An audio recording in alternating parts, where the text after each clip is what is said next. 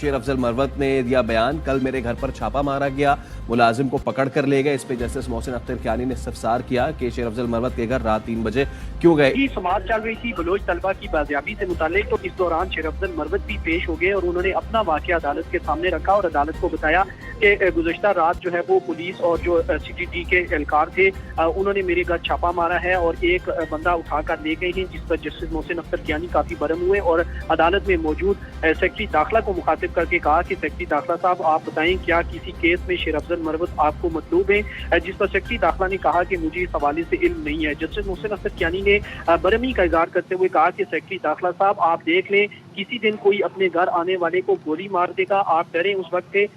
से जब लोग जो है वो उठ खड़े होंगे। इस्लामाबाद हाई कोर्ट के जस्टिस मोहसिन अख्तर कियानी ने हुक्म दिया कि इस्लामाबाद से कोई भी बंदा अगवा हुआ तो IG इस्लामाबाद और सेक्रेटरी दाखिला के खिलाफ मुकदमा दर्ज होगा। यहाँ सिफारत खाने मौजूद हैं, बगैर वारंट के लोगों के घरों में दाखिल हुआ जाता है, जिसके बाद अदालत ने उसी केस की समाअत जारी रखी और मजीद समाअत 28 फरवरी तक